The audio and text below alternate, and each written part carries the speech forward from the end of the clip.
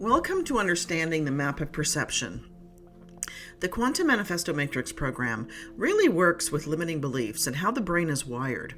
Therefore, because each of us are very unique, it is really good to understand what the map of perception is and how it really works. So each one of us has a different mental map or view of our world. Our maps are formed from our life experiences and how we perceive them. We all see, hear, feel, smell, and taste things completely differently. Therefore, our perceptions are unique. Our experiences are subjective and perceptions of our outer world. In other words, they are the interpretations of all of our experiences. All of our maps are essentially different maps of the exact same world. The world is complex and beyond our total comprehension. So each of us creates our own worlds from our perceptions of the actual world. So the mental map. Every day, every one of us forms opinions, jumps to conclusions, and makes assumptions. We also create beliefs, adopt attitudes, and arrive at perceptions of events that take place and things that happen to us. We truly regard all of this information that passes through our sensory organs as truly objective, and we believe it to be so. All of these views are our unique reality and our personal belief system. All of the external information that gains entry into our mind is actually filtered through these beliefs. This gives rise to our distorted perceptions and our personal mental map. These beliefs become our version of reality that is unique to each one of us. We see our world as the real world, which may not necessarily be the case. How close our world is to the actual world is really dependent on the degree of the accuracy in our own world. The more distorted our beliefs are, the less accurate our personal view of the world is. Knowing that our world is not the real world is probably the most important thing that we can change to improve our own maps. Our maps are, in actuality, very simple representations of different aspects of the actual world or reality, which is the territory. So our maps are not the territory. We interpret everything as we experience through these unique mental maps. We rarely doubt the accuracy of our own mental maps, and we go about our daily lives hardly aware of them. Through them, we see things as we believe they are, and not as they truly are. It is these perceptions that create our assumptions and belief patterns. These also form our attitudes and behavior, which in turn determines how we act and think. Each of us does see what we think is happening. It is these separate interpretations that result in our unique personalities. You see, each of our maps are quite unique. Every one of us develops our own awareness or perception of reality. Our awareness is the combination of our life experiences, our ideas, and our opinions. Our thoughts and our feelings actually evolve from the moment we're born. These things facilitate our perception and understanding of everything that happens to us. It is through this awareness that all inputs from external sources pass through and mold all of our actions and reactions to stimuli. We act in accordance with our awareness. Every single decision that we make and every action that we take is simply based on our own awareness. You see, we receive different information from different personal experiences. These unique experiences influence our awareness, and they are true to us as long as we believe them to be true. We all look at the world from very different angles and from very different observation points. Our observations are essentially used to support our past perceptions, earlier experiences, assumptions, and beliefs, however erroneous they may be. It is these individual ways of perceiving our own worlds that people reinforce their incompatible beliefs. Looking at somebody else's map, we would most likely find it hard to believe it is a map of the same world. For example, a group of friends walking down a street each observe very different things.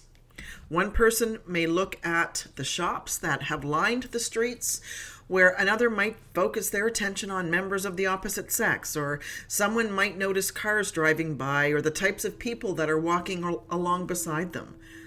In other words, we focus only on what we want to see in that particular event. So this is the reason why people living or working together for a considerable period still disagree about many different things. This is also why different witnesses often tend to give different accounts of the same incident. Knowing other people have different maps can help us avoid untold misery, adverse reactions, and certainly make for better communication. Imagine if we all assumed, using the law of attraction, that we were using the exact same belief patterns, the exact same maps, and the exact same frequency. Now it's starting to make sense. Our map can be improved by discovering new experiences and new facts. Also, by reframing and rewiring those limiting beliefs. All of this helps us to change our own perceptions and beliefs. As a result, we can then revise our own map and increase our own frequencies. The more accurate our map is, the closer to it is to the world map, which then allows you to vibrate at a more compatible external frequency to everything around you. Our map, however, can never be the same as or close to the world map because, again, our own individual map is small, distorted, and biased. People do not really perceive us as we actually are, but as they think we are. People project a variety of images and traits upon us. This influences how they actually behave towards us or even deal with us. And their projection of us can either be a positive or a negative one. And it is up to us to control the identity that they project upon us. We all live in the same world, and we all share the same objective reality. However, we all see it through our own set of lenses and perceptions. And this gives rise to individual subjective realities. All of this has an influence on our mode of behavior and our way of thinking. As we have already seen, our internal filters include deletions or things that we pay attention to or what we're interested in. Distortions or the way we look for patterns and connections. Generalizations and how we look for commonalities and predictability. John Grinder used the term first access to describe our sense impressions of the world. What this means is that these things have already been through our perceptual filters by the time we have even become aware of them, and before they have been categorized and judged by our conscious mind's description in language. Both the neurological filters and our linguistic filters impose deletions, distortions, and generalizations. Let's talk about presuppositions. These are internal assumptions that we often make. In neurolinguistic programming, there are actually 6 main presuppositions. 1, the map is not the territory. 2, you cannot not communicate. 3, you have all of the resources that you need. 4, all of your behavior has a positive intention. 5, the meaning of my communication is the response I get. 6, there are no failures, only outcomes. These assumptions form the basis of NLP. As human beings, we all form internal maps or ways in which we see the world. And this might also be called seeing the world through rose-colored glasses, that we've all heard those terms. The map is not the territory. Sometimes our internal maps gets us exactly where we need to go. Other times, they may very well lead us astray. In other words, we all have our own version of reality, depending on our own unique experiences in life.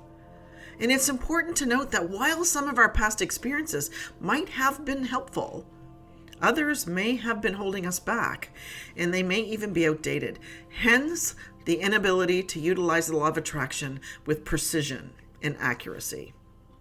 The more that you seek to understand your internal map, the more you can actually fine-tune your own behaviors towards your success in life in general. And your internal map is a representation of how you see the world. Since everyone sees things differently, the more that you strive to understand how other people think, feel, act, the more persuasive you will actually be.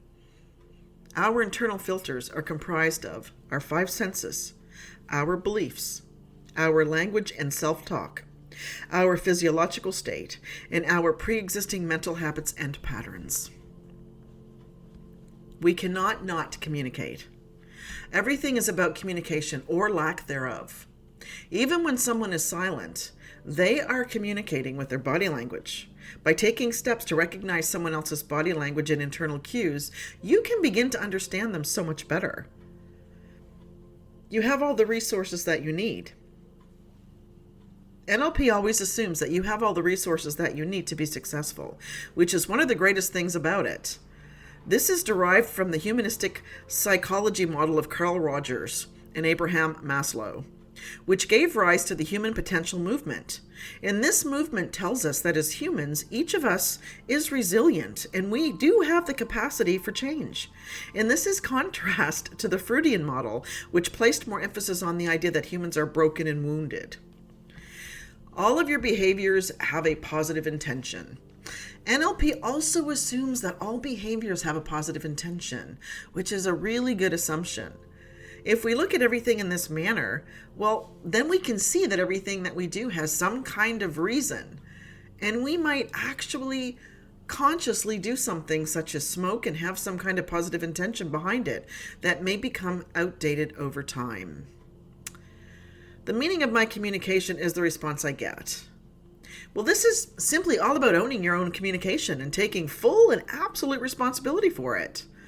In other words, if you don't get the response that you're looking for, you have to own the responsibility for changing the way that you communicate in some way, shape, or form. And finally, there are no failures, only outcomes. This is really the best assumption in NLP because it means that you can never fail. Everything in your life can be used as a stepping stone to help you move forward. And this is a powerful assumption for anyone. This assumption removes the idea of judgment because it allows you to look at everything as an outcome. Removing the value of judgment from things absolutely removes the emotional response as well, helping you to facilitate change. So the QMM program peels all of this away for you so that you're actually able to literally rewire your limiting beliefs, step into your own power, and truly and honestly manifest exactly what you want. It's a very powerful program that is going to put you one foot in front of the other into the future that you've only dreamed of. I can't wait to see you there.